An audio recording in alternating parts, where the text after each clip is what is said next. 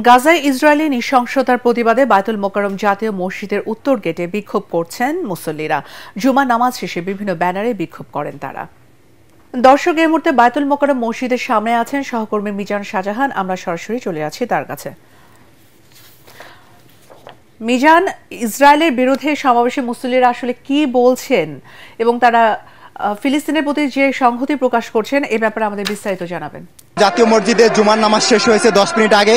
নামাজ শেষ হওয়ার পর থেকেই এখানে লাখ লাখ মুসল্লিরা বিক্ষোভ মিছিল নিয়ে এই বায়তুল মোকাররমের উত্তর গেট থেকে তারা প্রেস ক্লাবের দিকে রওনা হয়েছেন এবং একটি গ্রুপ, বিশেষ করে বাংলাদেশ ইসলামী আন্দোলন ঢাকা মহানগর উত্তর ও দক্ষিণ, এখনো বায়তুল মোকাররম উত্তর গেটের সংক্ষিপ্ত সমাবেশ করছেন। এই সমাবেশের পরে তারাও এই মিছিলের সাথে যুক্ত হবেন।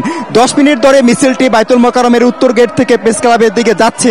আপনি বুঝতেই পারছেন এখানে ধর্মপ্রাণ মুসল্লিরা দল মত নির্বিশেষে সবাই যারা মুসলমান তারা এখানে অংশগ্রহণ করেছেন। তারা বলছেন যে ফিলিস্তিনের গাজায় নিরীহ মুসলিমদের উপরে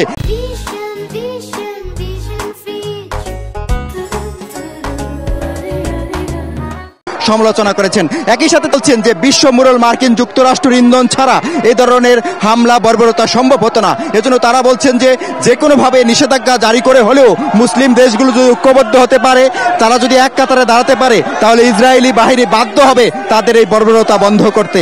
এখানে মুসল্লিরা বলছেন যে যুগের পর যুগ ফিলিস্তিনের ভাই বোনরা অনিরাপদ রয়েছেন, কিন্তু সেই বিষয়টিকে জিয়ে রেখেছে মুসলিম বিশ্বেরও কিছু রাষ্ট্রপ্রধান। তারা এখানে সৌদি আরবের সমালোচনা করেছেন, তারা এখানে আবুধাবি সমালোচনা করেছেন। তারা বলছেন যে এই সময় রাষ্ট্র যদি মধ্যপ্রাচ্যের দেশগুলো যে বায়তুল মোকাররমের এই বিক্ষোভই শেষ নয়, প্রয়োজনে তারা বিশ্ব দরবারে দাঁড়াবেন, তারা বিক্ষোভ করবেন। এই হচ্ছে ওয়াহিবা আমার কাছে বায়তুল মোকাররমের জাতীয় মসজিদের সামনে সবশেষ খবর।